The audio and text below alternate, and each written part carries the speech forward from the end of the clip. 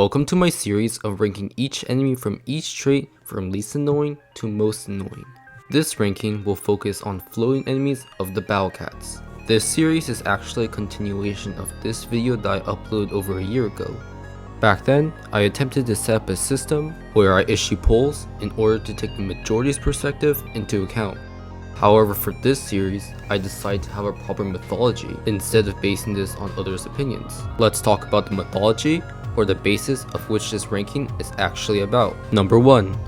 General Annoyance. These rankings will constitute of story mode enemies based off general annoyance to the battle, such as enemies with obnoxious damage or health, annoying CC effects, etc. Number 2.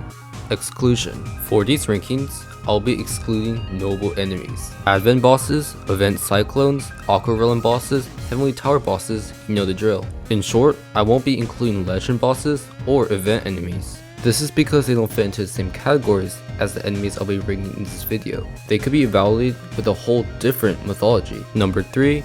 Relevancy. Relevancy is a big factor in these rankings, meaning I'll be judging enemies based on how often they appear in story mode. That goes that enemies may be ranked lower based on how many stages they appear in. An enemy may also be ranked lower if all the stages in which that enemy appear in are easy. That being said, I will pretend existing stages outside of Uncanny Legends or Zero Legends do not exist for the purpose of this ranking. Number 4. Game State. I'll primarily be focusing on stages in Uncanny Legends or Zero Legends, and I'll be ignoring starred levels as well. Number 5. No Uber or Legend Rare. The mention of any Uber Rare or Legend Rare cats will not affect the list at all. It's purely based off a non-Uber perspective. Number 6. Power creep. The basis that a certain trait is made easier over time, often new additions that completely shut down a specific enemy or the trait as a whole, will be massively accounted for. 7. It's true that everyone has an opinion. I want to stress that this list is purely opinion based. In my opinion, there won't be a correct ranking at all. It doesn't exist. Everyone has their own perspective on which enemies they find the most annoying. So, without further ado, let's get started on the placements with 24. Muth. Muth, in dead last, is the first floating enemy you encounter. He is the bare bones of all floating units, serving a worthy but unthreatening introduction. Muth is a ranged peon that has 200,000 HP, 14,000 damage per hit, 4,800 DPS, 1 knockback, and sits at 340 range. To keep things simple, he's essentially the opposite of annoying. He merely exists as a cash boost in all the relevant stages he appears in. Since he only has 1 knockback, he's easy to lock onto and kill quickly since he can't reposition, and brings 1,800, which is actually a very generous amount considering he's often spawned in groups. His health also isn't significantly high. State-wise, units such as Fishman and Kankan can take him down in a few hits, being a big victim to double bounty. 1,800 cash, potentially 3,600 cash, brings so much value for your team, allowing you to sound out replenishments if you're running a little low, since stages with Muth are there for a reason, to bring relief when they die. For example, if you be in Uncanny Legends, you may remember finding her in Primitive Souls, where 2 of them are spawned in the beginning. Since Dark Auras comes shortly after, it requires money, and who has that? The Muths. They primarily serve as a money factor to get your team started in lots of levels in Uncanny Legends. Muth is almost never a threat. You could say that his 340 range, which is mid-ranged, allows him to hide behind frontliners frequently, making him not as a reliable cash source as Sir Seal or Dark Doge, and his high attack rate can cause units like Slime to miss. However, his health is low enough that he gets chipped down by LD attackers fairly quickly. Basically, all you need to know about Muth is he's just a cash peon in most levels he appears in Uncanny Legends or Zero Legends, not to be perceived as an annoying threat at all. 23. Luffy forms Angaburo. You may be asking yourself, why is he so low in the list? This is because I'm basically only centering this around Zero Legends or Uncanny Legends. He's more of a behemoth calling or zombie outbreaks type of guy. But for the purpose of this ranking, this is the only level he appears in, Kankan Canal. Luffy is a behemoth who's also zombie and floating. He has a guaranteed slow for 1.67 seconds, a 75% chance to create a level 1 mini search between ranges 280 and 980, and as a zombie, he can revive once.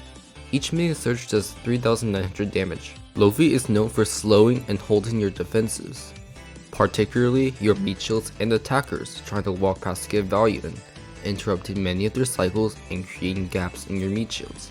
Luffy's surge damage from afar can create unnecessary damage. However, this is usually negligible as his slow is more annoying. The one legend stage in which they appear, Can Canal, is just easy. The level is comprised of behemoths and the occasional brawler, such as Spam Courier. Luffy obviously will both pose an annoyance to Dueling Courier from reaching the front line, allowing Oculus Law to potentially snipe them before they can land a hit. From the stage, using things like soap, they're easily countered. Overall, he'd be higher if he had more relevance, as he can get really annoying in other stages, but I'm gonna leave him here for now. 22. Mini White Cyclone. The first common enemy debuting in the Zero Legend Saga, I've never seen anything special or particularly threatening about this unit. He seems like just another really tanky one horn who's born into power creep. Plus, he only has 5 stages so far, all that are not remotely challenging. He is a frontline tank with 24,000 DPS, 40,000 damage per hit, 888,888 HP, 5 speed, 1 knockback, and sits at 100 range. These look like terrifying stats until you realize that he can be compared with Old Horn variants with much higher DPS. Let's compare him to Old Horn. Old Horn has even less range, 80, 1/8 of the DPS, but has around 3 times more HP, similar speed, and also 1 knockback. Both function the same way pretty much, just so when you don't want to be reaching your base. Mini White Cyclone, however, dies really quickly, succumbing to power creep. Anti-floating units such as Sanzo, Camera, or Fishman all contribute to the stages in which he's in. It's also worth mentioning that he only has 1 knockback, meaning he cannot reposition. Overall, despite his insane offensive and defensive stats, his lack of mobility and immunities to Sanzo make him implement in a disappointing way. Even if Sanzo is not suitable in some stages, he often manages, so we shall wait in the future for more difficult stages. 21. Shy Boy. The unit growing into a pretty irrelevant enemy, used to be undisputedly one of the most annoying enemies in the early game. Shy Boy is a melee peon who is also red. In early game, remember how you would face hordes of them that serve as temporary meat shields for the enemies, chomping down and bursting thoroughly through your meat shields and taking dozens of seconds to die because you didn't have many counters at the time. Well, now, he's pretty absent or insignificant in many of the levels he appears in Uncanny Legends or Zero Legends. Due to power creep, he's countered pretty hard. The anti-floating meta consists of units you typically use such as Fishman, Octo, Sanzo, or Camera, and the anti-red meta consisting of Row or Courier counters Shy Boys pretty hard. Power creep has been expanding and deeming certain trades much simpler in difficulty. Floating is no exception, and for Shy Boy's case, it's pretty extreme. 20. Pigeon Disable. Certainly a surprise being this low, often regarded as an annoying chip peon. However, the anti-wave meta really shut this unit down. Pigeon Disable is a peon whose main gimmick is his wave attack, each pigeon having a 100% chance to perform a wave attack, which reaches up to ranges 467. It's known for being a slightly ranged peon who can chip down your mid-rangers and backliners quickly if not dealt with. If they remain on the field for some time, they can accumulate damage and cannot be approached that easily, since hordes of their waves can really juggle your units. The reason why he's this low is because at low magnifications, he's very easy to counter, as most units can simply tank pigeon's damage. It's the start levels that make them threatening, as the damage there is able to shred through your defenses if pigeons are stacked up enough. The anti-wave meta really destroyed this unit. Swarms are easily defeated by units such as Octo, Nala, Doron, Camera, Hitman, or Dancer. Pigeon Disable is often paired with other wave enemies, so these are universally good options as counters. 19. Bun Bun Black. Bun Buns are known for their insane mobility, brutal damage, and terrifying health. By far the easiest Bun Bun to beat due to both his pitiful stats and power creep, Bun Bun Black checks all the boxes for a Bun Bun, except for the brutal damage part. So what makes Bun Bun Black the least annoying out of the 4? In fact, he has the most health to note, so how? Well, he's arguably the most power creep out of the 4, with Pizza and Bomber being insane power creep champions. He also only has 23k DPS compared to the other 3, who have twice his DPS. This means that a lone Bun Black can actually be stalled by a Manic Eraser in most magnification he appears in. His 10 knockbacks also play a slight role. In my opinion, having more knockbacks on a unit like Bun makes him more difficult to deal with, due to the presence of backliners pushing into your stack. However, this doesn't justify that he has half the DPS as the other 3 Buns on this list. 18. The Face. The Face, among one of the most boring and uninteresting enemies in the game, seems to serve as a tanky wall that doesn't really do anything. At 3000% magnification, he has almost 3 million HP, 60k damage per hit, 340 range, 2 knockbacks, 1 speed, and an attack rate of 9.1 seconds. In most stages, due to his staggering slow speed, you probably wouldn't take notice of this enemy until the battle's already over. In those cases, you can simply ignore the Face and just wait to chip him down at the end. The annoying thing is, the battle's not really over. You still need to spend another 1 or 2 minutes chipping him down until you can reach the base. Since he has 1 speed and a very slow attack rate, he's not going to venture far off the enemy base when the battle starts. He actually doesn't really impact the battle at all. He's just added in as an annoyance to make you stay in the battle longer.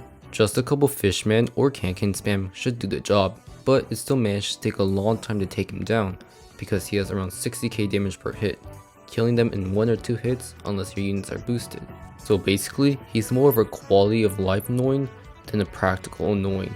It's not the fact that he makes any annoying impact directly to the battle, it's the time period with him after the battle that's really annoying. 17. Spacefish Jones.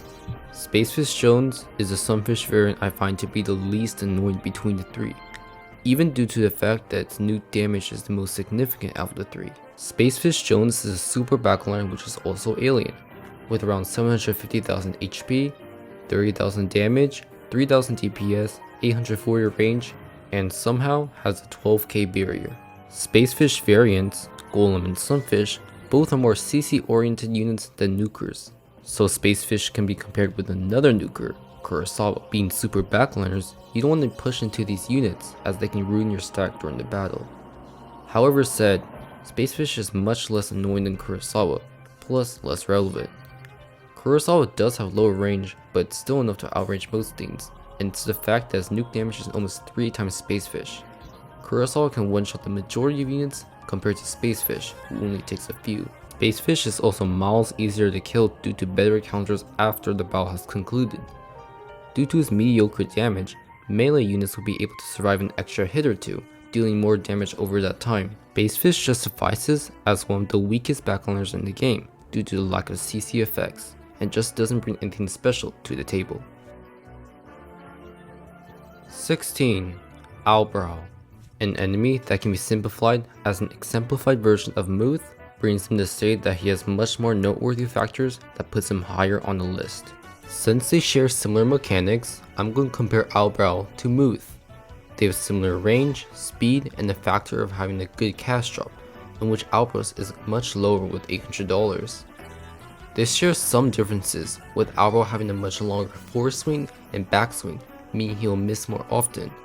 But he has a nuker style in which he has 3 times more damage than Muth, meaning he can take chunks out of anything that doesn't outrange it. Expensive units are the ones that you don't want the Owlbrows to randomly hit, as his damage is not feasible and actually hurts. Speaking of timing, you also need to be good at timing units like Fishman or Slime. We've all had our moments where we shamefully watch Slime get killed by Owlbrow before he can land a juicy wave. Can also survive a hit from Owlbrow, so try to time it so Can gets the last hit, especially with his double bounty. With his 340 range, which is mid-range, Owlbrow can also be difficult to kill anyway in tight situations, as he can be found hiding in the back, unable to be killed to bring your team any money. In conclusion, you shouldn't underestimate this peon, since it can be obnoxious dealing with timing since he one-shots many things, but if you're good at timing, he is still manageable. 15. Bun Sanbayat. The second Bun on this list. He sports both HP and DPS, and even has an extra ability, so why is he the second least annoying? Stat-wise, Bun Sanbayat is a rusher boss who's also alien, with 3 million HP, 35,000 damage, 34,000 DPS, 200 range, 5 knockbacks, 18 speed, and an attack rate of 1.03 seconds. He also has the ability to perform a level 1 shockwave, similarly to pitch disable. In all means, make a unit within the range of 467 suffer 35,000 damage. You may be confused why this unit is so low on the list. Well, the existence of Seafarer literally counters him hard in most stages he appears in. Seafarer is known for having one of the most reliable non-uber freezes in the game due to his safe range and very consistent uptime and proc rate. Sure, Necro exists for that, but Necro is a rare cat and lacks damage or health, along with single target making him unviable in some stages. However, a good Necro stack is very good in Symbiote level like normal activity when accounted for the wave attack. With a stack of Seafarers, damage and uptime is, like I said, accounted for, meaning you can also spam Octo, Fishman, and Necros as needed to decimate the level in which he's in. There isn't as reliable as a freezer for JK Bumban, which is why Symbiote would be lower. Even without Seafarer, Sanzo, Fishman, Octo, or Camera hard counter all floating Bumbans, why they're so power creep these days. In short, Seafarer wrecks this unit, and many other aliens as well. 14. JK Bumban. Ironically, right after Symbiote is the third Bumban on this list, JK Bumban. He doesn't have many differences compared to Symbiote, except he is slightly less power creep, but is arguably the most annoying and difficult Bumban of them all. Stat-wise, JK Bumban brings 2 million HP, 46,000 damage, 44,000 DPS, 200 range, 5 knockbacks, 23 speed, and an attack rate of 1.03 seconds. So I've already talked about how the alien trait has a broken unit that inflicts freeze, the best CC effect, which completely shuts down Symbiote. But what about the red trait? You have iCat, who is actually very inconsistent compared to Seafarer. iCat sits at 180 range, so he's more designed for even lower range enemies. Even after his speed talent, it's still bad to use him as a reliable freezer since other enemies other than JK Bumban exist in a specific level, and they can easily break the CC proctor. This puts him in an annoying factor slightly above Symbiote because he has higher DPS anyway and deals a crazy amount of damage per hit, around 10k more than Symbiote. However, he has much less HP and Sanzo and Camera are even more effective since JK Bumban doesn't have a wave attack. 13. Teacher Bumban. The original Bumban and the final Bumban on this list, Teacher Bumban has differences from the last two Bumbans, which is like Bumban Black, he has 10 knockbacks. His other stats is that he has 2 million HP, 45,000 damage per hit, 40,000 DPS, 200 range, 23 speed, and an attack rate of 1.03 seconds. Like Symbiote and JK Bumban, he has high DPS, and like Bumban Black, he has 10 knockbacks. So as the original, what makes him the worst Bumban? First off, he has one less typing compared to the other Bumbans, and while this doesn't remove Sanzo and Camera from power creeping it, there aren't as many power creep options. There is also the argument whether a Bumban with 10 knockbacks is easier than a Bumban with 5 knockbacks. Some people may argue that a Bumban with 5 knockbacks would be worse, since it makes him on paper more tanky, more risk for them locking onto your base or getting to your stack themselves, but personally, I think the 10 knockbacks are worse. Having more knockbacks essentially makes the Teacher Bumban seem more tanky. If they're always getting knocked back while CC, less damage is being dealt to them while they're being knocked back and while they're being CC'd by Necro or Sanzo. Bumban having more knockbacks means your CC stack has a greater risk of pushing forward to backline range during Bumban downtime, causing your stack to be ruined and helping Bumban push further towards your base. This is applicable in levels such as Rest Stop Sacrifice or Confront the Tyrant, where pushing the Bumban back will cause your stack to take more damage, which you don't want, and it happens more often with Teacher Bumban and Bumban Black than the other two Bumbans with 5 knockbacks. Then why is Bumban Black so low? He's slower because what I said is an exception to him, since he can still get stalled very easily without CC, while it's very hard to stall Teacher Bumban since he one-shots erasers. And all these Bumbans managed to be lower than the other Bumban on this list, but we will get to him later. Number 12. Moth. Moth is known to be a much more difficult version of Muth, posing as an actual threat rather than just cash. Moth is a backloader who is also alien with around 400,000 HP, around 20,000 damage per hit, 6,000 DPS, 370 range, 1 knockback, 15 speed, and an attack rate of around 3 seconds. Compared to Muth, he's not meant to be a simple peon for cash anymore. He has greater stats than Muth, with more HP, range, and less cast drop, making him more of something you need to endure during the battle. And because of his higher range, it's more difficult to time units to deal damage to him, since he's notorious to juggling your units, especially with the freeze, making him frustrating to remove from the field. That's why you frequently see moths remain on the screen for half the battle. It's difficult to hit them since they enjoy hiding behind frontliners. Since they have around 500,000 health, it makes them very difficult to kill. Even with only one knockback, he brings a surprisingly large amount of sustain from Wind Nature, which is why he's so high. He can even serve as a tank in some cases, trapping you at your base, and his freeze and high attack rate make it difficult to retaliate. In summary, Moth is a much more annoying version of Muth, harder to take off the map due to his tankiness, and less of a reward to kill, hence the low cast drop. 11. Iron Face. We can on paper compare Iron Face to Moth, as they share very similar composition. Iron Face is also a mid-range attacker who is alien, with 700,000 HP, 20,000 damage, around 10k DPS, 366 range, 11 speed, and an attack rate of 2.20 seconds. He too, like Moth, has a 30% chance to freeze for 2 seconds. This means he has the same annoyance as Moth, in which he forces precise timings, where units may have a more difficult time getting disrupted trying to deal damage to him. His range limits your options into fighting Iron Face, leading you to use more backliner units instead of more damaging attacks mid-battle. But like I said, if you can achieve precise timings, then you can deal heavy damage to him. He also has a very long forward swing, meaning he can just be easily stalled by erasers. This combined with fast pushing enemies means you'll find him constantly missing. When you look at the level with fast pushers or rushers like Sticky Shower or Raise Your Torches, you'll find that he just advances with the enemy, continuing to miss, but acts like a mid-range tank to block your cats from advancing.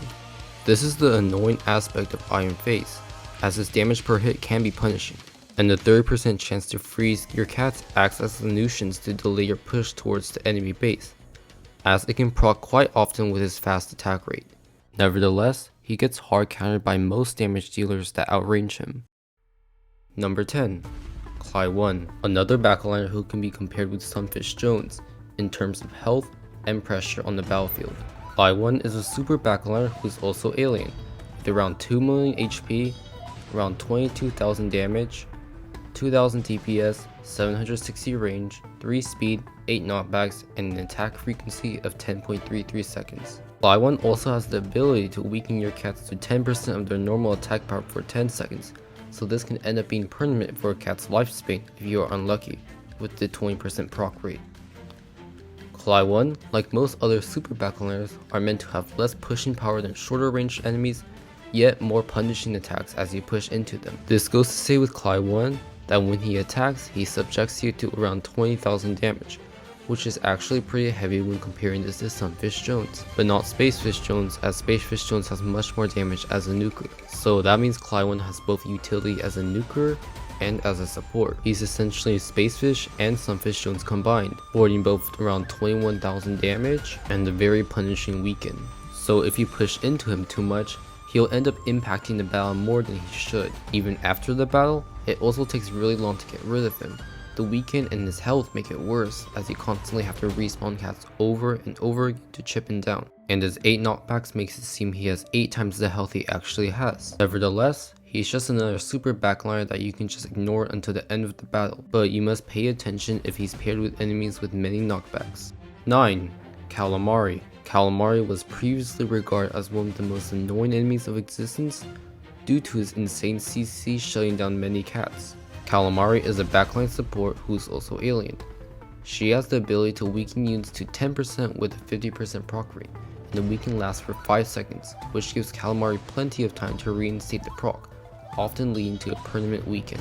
This means that cats who aren't weaken immune will be doing close to no damage, making Calamari very RNG and taken down quickly. It's even worse if she's paired with enemies with many knockbacks, meaning she can constantly deal AoE damage to your stack, while other enemies are able to recover and burst through your defenses. Her long range makes her very difficult to approach to bring value against. Usually, the best way to counter him is to simply tolerate him. You'll need to bring anything special to counter him. The best options will be some form of pierce, such as wave, surge, LD, meaning general cats such as Slime, Housefly, or Doron will be very effective against Calamari. 8. Otham. Even though Otham and most other relics are power creeping to oblivion, he still brings aggravating value, especially when you haven't unlocked the better anti-relics yet. Otham is a backline support enemy who is also relic, and has an Omni which pierces up to 440 range, within a 100% chance to curse for 2 seconds. Otham was designed in a way to nullify your ability to keep a consistent CC stack of any rare cats of the sort, such as Sanzo, Enchantress, etc. He is often paired with heavy frontline tanks that need to be CC to be controlled. If Otham takes away that power due to his Omni Strike, then the frontlines will have a much easier time pushing. This is applicable with these units. His curse takes away their power to specialize for a few seconds, and can take chunks out of the rare cat's HP, since his damage is also decent. He is also notorious for juggling your cats. This is more of an issue in the early Uncanny Legends rather than the late Uncanny Legends, since the further you venture into Uncanny Legends in the endgame, the more power creep relics become. His best counters vary throughout the levels. In early Uncanny Legends, you can just take him down with Urarun, Mina, or Cyberpunk. A good option would always be Iddy, but Otham is always hiding behind the frontliners, so you have to clear the way, and Thunderbolt can assist with that. If you manage to unlock Ulala or Ural True Form before the end of Uncanny Legends, then he is an excellent counter to Otham and most other relics. Otham's one knockback and lack of a reposition make him very easy to beat when he's alone. His fast speed makes him much easier as he can be lured to your base and rushed down. However, this unit becomes basically free after you unlock units such as Doran and Nala. Doran can stop Otham, making it much easier to rush him down, and Nala's weaken and takiness provide great synergy with other units, especially ID, while providing heavy damage herself. However, much of Otham's appearances come before you unlock units such as those, but after then, Otham becomes a seriously power creeped enemy. 7. Low-Key. Another relic in a similar boat as Otham, being annoying at first, but power creep after the implementation of Uncanny Legends' true forms. Loki is a backliner support enemy who is also a relic. Loki also has a 100% chance to curse for 10 seconds, which is basically permanent if you're trying to fight him head on. He serves as a backline tank meant to hold your cats closer to your base, preventing them from advancing toward the enemy base. He does this with his 6000 damage per hit, which can juggle many cats, and only certain tanks and those with higher endurance are able to deal damage to it. This is much different from a unit like the Phase, as he has much more range and has rapid attacks instead of high nuke damage, meaning unlike the Phase, he has no downtime or time between attacks to allow your cats to deal huge damage to Low-Key. Instead of nuke damage, he does juggle damage, which is much more annoying. He also has a perma curse, which also punishes you from pushing into his range by knocking back frontliners, as it lasts for 10 seconds after effect, which is even worse than Otham, meaning your specialist will be taken out by frontline pushers like Boar shortly after because they are not controlled. Even after the battle ends, you're often stuck for another 3 to 4 minutes in the battle, waiting for Bahamut to come off cooldown, or spamming units chipping him down health at a time. Even a unit like Iddy pre-True Form struggles against him, as Loki can juggle him, but Iddy can still do heavy damage when paired with Thunderbolt or Doran, often getting more than 2 hits. Likewise to Otham, after you unlock Doran and Nala, he gets severely power creeped. Those two are designed very well to counter him, most importantly providing synergy with Iddy. He's still annoying to deal with nevertheless, as the rapid attacks are pretty genius design, as nothing could hit it except for tankier units in the earlier Uncanny Legends saga. But as better anti-relic legend units were implemented, he became much easier to deal with. Number 6. Gobble. The first story mode enemy to hold Toxic, one of the most intimidating abilities in the game. Gobble is a mid-ranger which introduces the Toxic ability in legend stages, with a 100% chance to proc for 35% of a unit's maximum health, along with an Omni Strike that pierces up to ranges 420. Gobble is designed in a way that you don't want him to attack at all, since his Omni Strike pierces quite far, and his damage will kill anything that isn't Toxic immune in 3 hits. This is why his force swing is quite slow. It gives you ample time to stop the attack or make him miss. This is why people commonly just stack mid-range units without meat shields like Camera against him. This corresponds with Gobble's long force swing to make him miss more often, since frontliners will often be pushing onto your cats, and to make the mid-range units only focus on Gobble, Since Gobble will move into their range, Gobble will more commonly miss. But what would be a better solution? Toxic units like Talented Necromancer, Talented Cyborg, and meat shields like Goldbrick and Rice Bowl are good counters to Gobble as well. These units are not always practical based on enemy combinations, so even a little Cyberpunk is another way to keep him at bay, even if you just have chippers, melee units, and meat shields. This is useful in levels like Smokestack to Heaven or Poison Ball Cure. He is nevertheless still a floating peon, so a lone Gobble can still be countered by a decently leveled Fishman. Even with all these counters, it doesn't stop him from being quite annoying, as he doesn't drop much gold compared to what you would deploy against him, as it's a lot you're deploying against him. He requires you to bring an optimal lineup to revolve around the stage countering him, since he tends to shred through your meat shields, and he also hides behind frontliners, making him very difficult to interrupt in some levels. 5. Lil Bun Bun. Lil Bun Bun is honestly one of the most annoying peons when spammed, and this is not because they're particularly difficult enemies, they're just so cost efficient to deal with. On the surface, they seem similar to Shy Boy, a melee pusher that can be easily countered by stacks of units, such as CC from Sansa or damage from Cameraman. However, they are much worse than Shy Boy. Lil Bun Bun has many knockbacks, very high DPS in swarms, and has generally a larger pushing power overall than Shy Boy. His most insulting and annoying stat is that he barely drops any gold at all, only $300 each. That is much less than the cash you use to counter even one Lil Bun Bun. Typically, you need to spend your whole income to deal with swarms, just for them not to give anything back. This will lead to the eventual income loss, causing them to push to the base without you having any money to send anything out.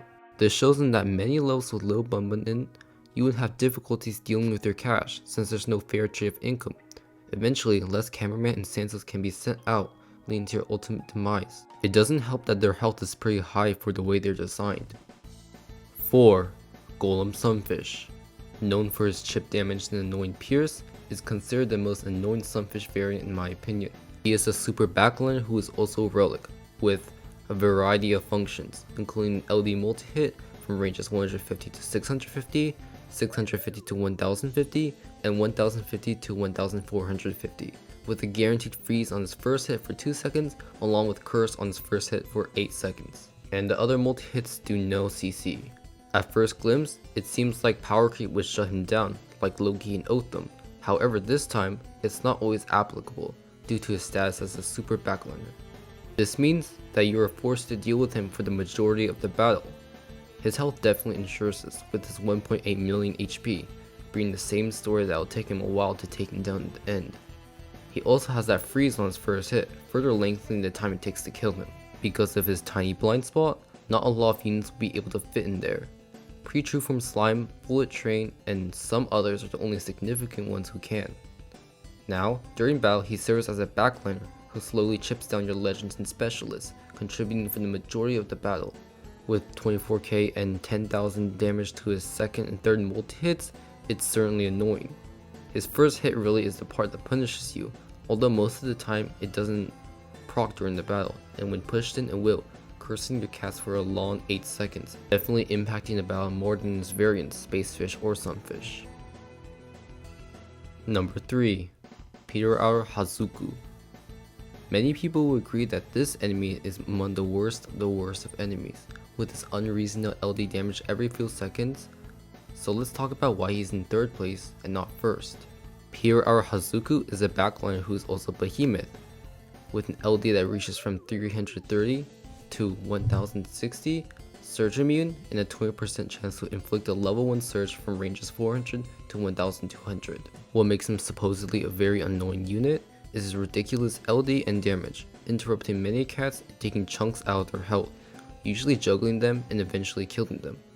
This is further exemplified with his synergy with tanks, allowing them to push forward and deny specialists from doing their job, as tanks would cover Hazuku's blind spot. So, Hazuku only appears in 2 stages in Legend stages, Birth of True Man and 2 Miles Below, referring to the relevancy factor. Don't get me wrong, both these stages are sort of difficult, but once you know the strategy, they aren't bad levels. Hazuku's undeniable broken damage and Birth of True Man melts your doggo and Nala under 20 seconds, meaning they evidently push towards your base if you don't rush lose it down correctly. He can also punch mistimed slimes, fishermen, and can-can, Regardless, Nala, Doug, Iddy, and Doran make the stage more than manageable, but why that stage is easier now is because of Slime's true form. Slime's true form brought more range and speed, meaning it's easier to evade Hazuku's blind spot, and his range allows him to counter Wild Doge, the most annoying peon in that level. Wild Doge is a big counter to Slime pre-true form, since you actually had to time Slime to attack between his attack, and since Slime is outrange and Woj's force swing is very quick, before true form, Woj would attack first, interrupting Slime. Now Slime can prevent Woj from pushing as hard due to the new guaranteed hit. What's really nasty about that stage is that Luza covers Hazuku's blind spot, causing cats to sit in Hazuku's LD range, so they complement each other pretty well. Hazuku in that level is nothing much more without stronger pushing peons, making the stage more bearable with Slime true form. Number 2. Zolo. The bird known for bringing speedy, toxic, one-shot units to the meta, opening a unique aspect for rushers. Zolo is truly an aggravating peon. Zolo is a peon who is also a zombie, who can revive once after 6.67 seconds. He has an omni that pierces up to 222 range, and a toxic that takes 8% of a cat's maximum health, meaning all units under around 50k health will be one-shot, unless they have resistances or immunity to toxic. Zolo functions in a way where they have incredibly low HP, around 6750, and are a zombie that revives, meaning you need to deal with him twice. He also flies at a staggering 55 speed, which is in fact a lot slower than his counterpart. To ensure he pushes, he has the ability to perform toxic, meaning every cat unit hit that isn't immune will die in under 2 hits.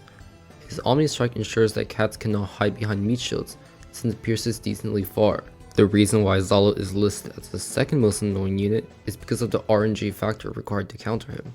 You need to make sure that there's a consistent stack of wave, search, or LD units. For example, units like Bakery or Housewife are good options against Zolo because of their zombie kill. If the level has stepping stones, then units like Uro, Brainwash Legs, Manic Macho Legs, Slime, or Doran are good options against Zolo too. In conclusion, Zolo does in fact push like crazy, and they can overwhelm you in groups, but they don't compare to the annoyance of his counterpart. So let's move on to the most annoying floating enemy in the Legend Saga.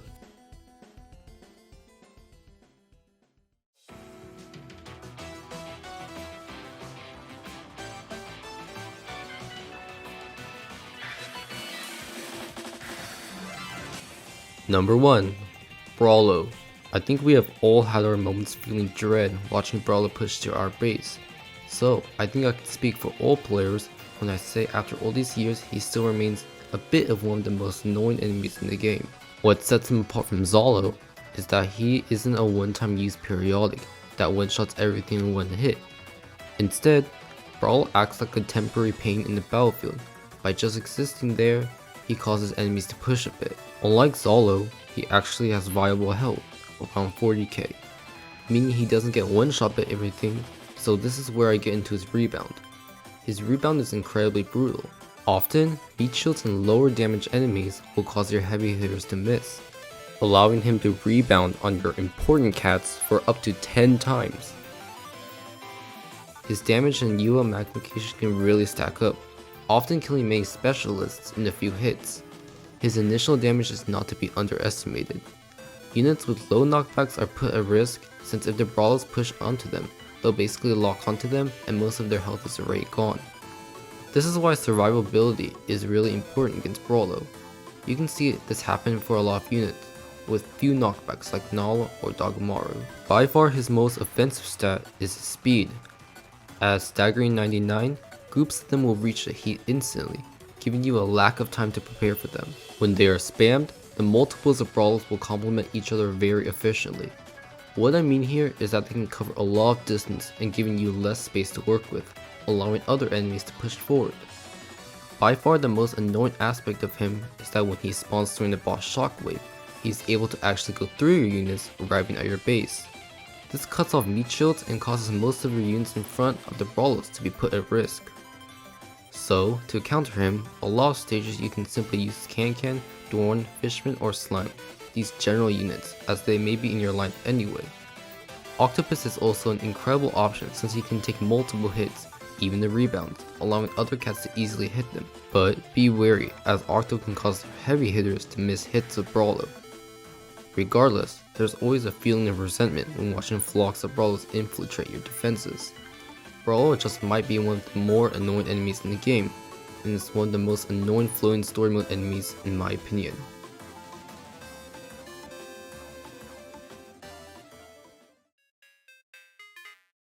That was my ranking of all story mode floating enemies from least annoying to most annoying. Be sure to let me know if you agree with the list and respond with your take on what you agree or disagree with in the comment section.